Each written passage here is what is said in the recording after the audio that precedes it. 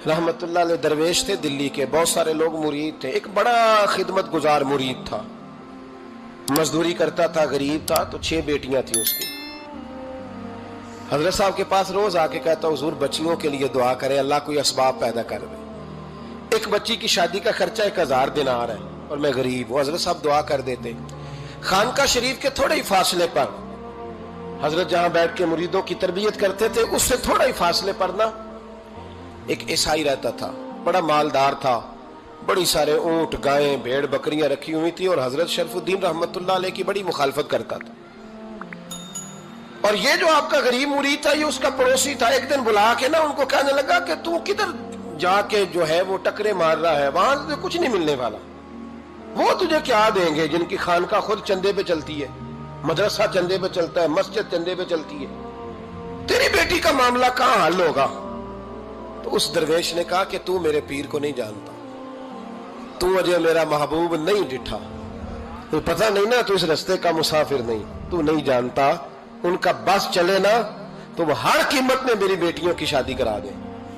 अब वो ईसाई था, कहने लगा अच्छा चलो ठीक है, अगर इतनी बात है ना तो जाओ उनसे जाके कह दो कि 6 साल के लिए मेरे साथ मुआहदा कर लें, तो मेरे जानवरों को चारा डाल दिया करे, 6 साल ड्यूटी करे, मैं 6000 दिनार दे देता हूं। वो मेरे साथ 6 साल मेरे जानवरों को चारा डाले, रखते हैं ना आप चारा डालने के लिए एडवांस पैसे दे के। अब तो लोग उन्हें भी गुलाम ही बना लेते हैं, बड़ी थोड़ी तनख्वाह देते हैं, जुल्म करते हैं, पूरा मुआवजा नहीं देते। हजरत शेख शरफुद्दीन के बारे में वो कहने लगा, जब अपने पीर से जाके कह के मेरे जानवरों को 6 साल चारा डाले, मैं 6000 दे देता हूं, तू जो कहता है हर कीमत पे जाने को तैयार है। उसने जब ये बात की तो मुरीद ने नाराज हो गया, वो लड़ाई हो गई, गिरबान पकड़ लिया, झगड़ा हुआ, बात बड़ी दूर गई। इस तरह की बात करता मेरे हजरत के बारे में, तेरे जैसे कई मैं वहां काम पे रखा दूं। जब वो बड़ी बहस हुई, बात मोहल्ले में, इलाके में फैल गई, दुनिया ने सुन ली, तो शेख शरफुद्दीन तक भी पहुंच गई। इस तरह झगड़ा हुआ है। लोग सो गए इशा की नमाज के बाद। हजरत साहब ने ना सर पे कपड़ा लिया, उस ईसाई के दरवाजे पे दस्तक दी, वो बाहर आया, फरमाने लगे लोग तो सोच समझ के मुलाजम रखते हैं, तूने भी तो सोच ही लिया होगा, तभी तो मुझे ऑफर की है। तू अपनी ऑफर पे कायम है? वाकई मुझे रख लेगा और 6000 दिनार दे देगा? कहने लगा जा बाबा काम कर अपना। फरमाया नहीं, तूने इतने लोगों में बात की, इतनी बहस हुई, तो कायम है? कहने लगा मैं तो कायम हूं, पर आपने नहीं कायम रहना। फरमाया मैं सोच समझ के आया हूं। उसने कहा आप ड्यूटी करेंगे, भैंसों को चारा डालेंगे? फरमाया एक शर्त, बस जब अजान हो जाए ना तो मुझे रब की नमाज पढ़ने की इजाजत दे देना, बाकी सुबह शाम जो तू कहेगा। अगर उस गरीब की बेटियां ब्याही जाए तो मुझे और क्या चाहिए? उसकी 6 बेटियों का बोझ है उसके सर पे, तू मुझे रख ले। अल्लाह अकबर। वो कहने लगा चले पे मेरे साथ खते बंदगी कर ले। आजकल हम स्टाम्प करते हैं, उस जमाने में खते बंदगी होता था, गुलामी का खत, काजी शहर के पास, यानी उसका ख्याल था कि चलो स्टाम्प की बात करूंगा तो भाग जाएंगे। फरमाया चल मैं तैयार हूं। काजी तक गए, तय हो गया, 6000 दिनार दे दिए। हजरत ने मुरीद को बुलाया, फरमाया पुत्र ये ले जा मेरी बेटियों को रवाना कर दे। कहने लगा हुजूर ये क्या कर रहे हो आप, कुछ सोचे? फरमाया यार जब तुझे बेटा बना लिया तो फिर मेरी पोतियां तो लगती हैं ना, मेरा हक तो बनता है ना, जाके ड्यूटी कर, उनको ब्याह दे। बात फैल गई।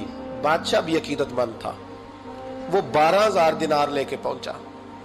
क्या बताऊं इन रब के बंदों का दिल कैसा होता है, क्या दर्द होता है, क्या रंग। 12000 दिनार लेके बादशाह आया और आके हजरत को पेश किए, का हुजूर आप दें इस ईसाई को डबल दें और जाए काम करें। आप फरमाने लगे तू पैसे दे, शर्तें ना लगा, मेरा जहां दिल करेगा मैं खर्च करूंगा, मुझे तो मजा ही अब आने लगा है, अभी तो लुत्फ आ रहा है, अभी तो जायका आया है कुछ करने का, पैसे देने या तो दे, पाबंदी ना लगा, जहां मेरा दिल करेगा मैं। उसने कहा हुजूर ठीक है रख ले। हजरत ने फजर मस्जिद में पढ़ी, जेब में 12000 दिनार थे, ऐलान फरमाया भी किसी और की बेटी भी बैठी है तो पैसे मेरे पास है। वो 12000 दिनार भी बांट दिया, और 12000 दिनार बांट के ना तो फिर चले गए खेत में चारा काटने। उस ईसाई को किसी ने बतलाया कि उनके पास तो 12000 आया है, पर तुझसे जान नहीं छुड़ाई उन्होंने। वादा ये हुआ था कि 6 देंगे तो जाएंगे, जब तक देंगे नहीं तेरे घर में काम करेंगे। वो ना चारा काट रहे थे, हजरत साहब तो वहां पहुंच गया, दूर जाके खड़ा हो गया, कहने लगा बाबा پہلے تو میں نے مسلمانوں کے اخلاق سنے تھے، اب تو میں نے دیکھ بھی لیے، پر یہ بتا جب 12,000 آیا تھا جان کیوں نہیں چھڑائی؟ تو حضرت چارہ کاٹتے کاٹتے رو پڑے، فرمانے لگے تو نہیں نہ جانتا یہ بیٹیاں سانجھی ہوتی ہیں، پتہ نہیں نا، میرے رسول پاک نے تو حاتم تائی کی بیٹی کے سر پہ کپڑا رکھ کے کہا تھا بیٹیاں برابر ہوتی ہیں، تو یہ نہیں پتا جب اس کی 6 بیٹیوں کی شادی ہوئی ہے میرے اندر روحانیت کتنی بڑی ہے۔ فرمایا پھر 12,000 آیا ہے تو 2-4 بچیاں پھر گئی ہیں، تو یہ نہیں پتا میں اندر سے راضی کتنا ہوں، میں تیری نوکری کرتا رہوں گا، پتہ نہیں اللہ کتنی بیٹیوں کو بیاہ دے گا۔ اتنا رویا وہ عیسائی کے پیروں میں بیٹھ گیا، کہنے لگا بابا میں نے تیری مخالفت کی ہے پر تیرے قریب آ کے پتہ چلا ہے کہ تو بہت اونچے اخلاق کا مالک ہے، اور اگر تیرا یہ مقام ہے تو تجھے اخلاق سکھانے والے محمد عربی کی شان کتنی ہوگی۔ ظالم کی بولیے جاتے نہیں لوگ جھوٹے گواہ بن کے، وکیل صاحب کو نہیں پتا ہوتا کہ یہ بندہ مجرم ہے جو میرے پاس آیا، کیا مجرموں کے وکیل نہیں ہوتے؟ بولے تو اس کو پتہ نہیں ہوتا وکیل صاحب کو کہ یہ صاحب مجرم ہے، میرے پاس مقدمہ لے کے آئے، اور اگر بے ادبی نہ ہو جائے تو میرا خیال ہے قاضی عدالت کو بھی پتا ہوتا ہے کہ مجرم کون ہے اور مظلوم۔ میرے نبی پاک صلی اللہ علیہ وسلم نے اس قدر زیادہ سختی فرمائی اس مسئلے میں، فرمایا جس کو پتا تھا کہ فلاں آدمی ظالم ہے، ظلم کر رہا، پھر وہ ظالم کا گواہ بنا یا اس نے ظالم کی مدد کی، کتنی کی؟ شارحین لکھتے ہیں چاہے اس نے ایک جملہ بول کے کی، چاہے ایک، سارے بولیے، چاہے ایک غریب کو اس نے ظلم کیا تو کہتے ہیں لاج یہ سی، چاہے ایک جملہ بول کے کی، شارحین اس حدیث کی شرح میں لکھتے ہیں ایک جملہ بول کے چاہے مدد کی، جس بندے نے کسی ظالم کی مدد کی کسی مقدمے میں یا کسی صورت میں اور اسے پتا تھا یہ ظالم ہے، میرے نبی پاک صلی اللہ تعالی علیہ وسلم فرماتے ہیں اگر اس نے مدد کی، ابھی ظالم کی بات نہیں ہو رہی، ظالم کے مددگار کی بات ہو رہی، اگر کسی نے ظالم کی مدد کی تو حضور فرماتے ہیں خدا بھی اس سے بری و ذمہ ہے، رسول بھی اس سے بری و ذمہ ہے۔ سنبھال کے رکھے اپنی نمازیں، قربانیاں، حج، زکوٰۃ سنبھال کے رکھے۔ اگر ظالموں کا مددگار ہے، الیکشن آ لینے دے، آپ کو نظر آ جائے گا کون کون ظالموں کا مددگار ہے، نظر آ جائے گا۔ اپنی جیب سے لوگ پیسے دے کے ظالموں کی مدد کریں گے، ان کے فلیکس چھپوائیں گے، بورڈ لگوائیں گے، جیبوں سے پیسے دے گے۔ ہم نے خود آگ لگائی ہے چمن میں اپنے، بے سبب گردشی ایام کو الزام نہ دو، ہم نے خود نور کا ظلمت سے کیا ہے سودا، کر کے توہین سحر شام کو الزام نہ دو۔ ظالموں کے مددگار میدان میں آ گئے، یہ چھوٹا لفظ نہیں، میرے حبیب پاک صلی اللہ علیہ وسلم نے فرمایا جو ظالم کا مددگار ہے سن لے جو سجن کے ساتھ کچہری جاتا ہے، وہ یاد رکھے جو دوست کا گواہ بنتا ہے، وہ یاد رکھے جو کہتا ہے میں مانگی گیا تھا، مجھے بلایا گیا تھا قبضہ چھڑانے کے لیے کسی غریب بیوہ کی جائیداد پہ، وہ سن لے تو مدد کر کے نہیں آیا، تو خدا کے ذمے سے نکل گیا ہے۔ رسول پاک نے فرمایا تیرا میرا تعلق ختم ہو گیا، تو ظالم کا مددگار ہو گیا، پھر تو کہتا میں بے چین ہوں، میں بے قرار ہوں، میں آزمائش کا شکار ہوں، پلٹ کے دیکھ تو صحیح تیرا گناہ کتنا بڑا ہے۔ میرے نبی پاک صلی اللہ علیہ وسلم کا ایک اور فرمان سن لیں، ابن ماجہ ابو داؤد میں موجود ہے، اس حدیث کو آپ نے یاد کر لینا ہے، کر لیں گے انشاءاللہ، سارے کہیے انشاءاللہ، کر لیں گے یاد۔ حضور صلی اللہ علیہ وسلم نے فرمایا اگر تو ظالم کی مدد کرے گا نا، یہ لفظ دل کی تختی پہ لکھ لینا، یہ مکافات عمل ہے، مکافات عمل دنیا، ادھر کرو گے تو ادھر بھرو گے۔ فرمایا اگر تو کسی ظالم کی مدد کرے گا، سن لے حضور کا فرمان ہے، اگر تو ابن ماجہ ابو داؤد سیاہ میں موجود ہے، فرمایا اگر تو کسی ظالم کی مدد کرے گا تو رب تعالیٰ مرنے سے پہلے پہلے تیرے اوپر بھی ظالم کو مسلط کر دے گا، تیرے اوپر بھی ایک دفعہ ظلم ضرور ہوگا اگر تو ظالم کی، وہ کسی صورت میں بھی ہو سکتا ہے، کسی صورت میں بھی تیرا بیٹا ہی اٹھ کے ظلم کر دے گا، تو الجھ جائے گا، کسی نہ کسی جگہ تیرے لیے تباہی کا سامان ہوگا، تیرے اوپر ظلم ہوگا، اس لیے کہ تو ظالموں کا مددگار ہے۔ چاہیے یہ تھا کہ تو مظلوم کی مدد کرتا، انسانی ایمانی یقین کا فریضہ سر انجام دیتا، تو ظالموں کا مددگار ہو گیا۔ ٹٹول کے دیکھ لیں، رزلٹ نکال کے دیکھ لیں، ہمارے زمانے میں ظالموں کے مددگار زیادہ ہیں، اتنی لمبی زبانیں نکال کے ظالموں کی مدد کرتے ہیں، بڑے بڑے کالم نویس اللہ نے انہیں قدرت دی لکھنے کی، تو اپنا قلم ظالموں کی مدد میں خرچ کرتے ہیں۔ وہ لوگ جن کو اللہ تبارک و تعالیٰ نے قدرت دی، ہمت دی، طاقت دی، کچھ لوگ ان کے حلقہ احباب میں، وہ اپنے لوگوں کو استعمال کر کے ظالموں کی مدد کرتے ہیں، ظالموں کی مدد کرتے ہیں۔ میرے نبی کریم سید عالم نور مجسم صلی اللہ علیہ وسلم نے فرمایا اگر تو نے ظالم کی مدد کی تو جب تک تو توبہ نہیں کرے گا رب تجھ سے ناراض ہی رہے گا۔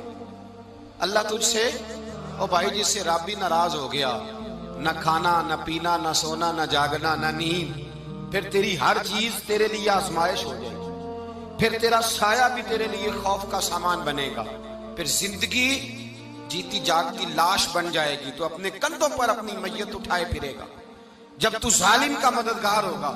اور نبی پاک صلی اللہ علیہ وسلم نے فرمایا ظالموں کا مددگار بھی ظالم ہوتا ہے، ظالموں کا مددگار بھی، سارے بولے ظالموں کا مددگار بھی، نہیں کو نہیں، آپ سارے نہیں بولے، ایک دفعہ بولے ظالموں کا مددگار بھی، پکی بات ہے، ظالموں کا مددگار بھی۔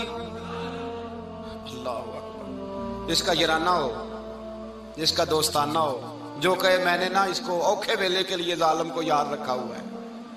کبھی مشکل پر رکھے نہیں ہوئے لوگوں نے ظالم دوست، کہتے میں نے رکھے ہوئے ہیں، بلکہ ہمارے دیہات میں تو کہتے ہیں میں نے بازو بنائے ہوئے ہیں۔ کس کو بازو بنا لیا؟ ظالم بھی کبھی بازو ہوتا ہے، جو ظلم کی تلوار لیے میدان میں کھڑا ہے۔ قارون، حامان، فرعون، نمرود کا حال نہیں لوگوں نے دیکھا؟ اپنے زمانے میں آپ نے کتنے لوگ نہیں دیکھے جن کے سائے سے، آواز سے لوگ کانپتے تھے؟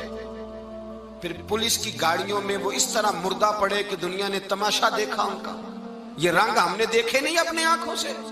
فرمایا ظالم کا مددگار بھی، جو کار میں بٹھا کے لے کے گیا وہ بھی ظالم، جس نے چائے پلائی وہ بھی، جس شخص نے کھانا کھلایا وہ بھی، جو کچہری تک ساتھ گیا وہ بھی، جس نے فلیکس کے نیچے، بڑے شرابی کے نیچے چھوٹی اپنی فوٹو لگائی وہ بھی، جو ووٹ کی پرچی ڈالنے گیا وہ بھی۔ کہہ دینا باہر نکل کے کہ حضرت صاحب نے سیاسی تقریر کی ہے، کہہ دینا، پر بات تو سچی ہے نا۔ خو کرے ہم تو سے تھوڑا سا گلا بھی سن لے، خو کرے ہم تو سے تھوڑا سا بھی گلا۔ امام مالک کے پاس ایک بندہ آیا، اس نے کہا حضور میں درزی ہوں، ایک ظالم بادشاہ مجھ سے کپڑے سلواتا ہے، میں تو ظالموں کا مددگار نہیں نا۔ ایک ظالم بادشاہ مجھ سے، حضور میں تو مددگار نہیں نا ظالموں کا، جو فرمایا ظالموں کا مددگار بھی ظالم ہوتا ہے، تو کپڑے لے کے آتا ہے میں سی کے دے دیتا ہوں، ذمہ داری نہیں۔ یہ ایک آدمی دکاندار ہے، اس سے کوئی بندہ چیز خریدنے آئے گا تو تھوڑی کہے گا میں نے نہیں دینی، تو دے گا۔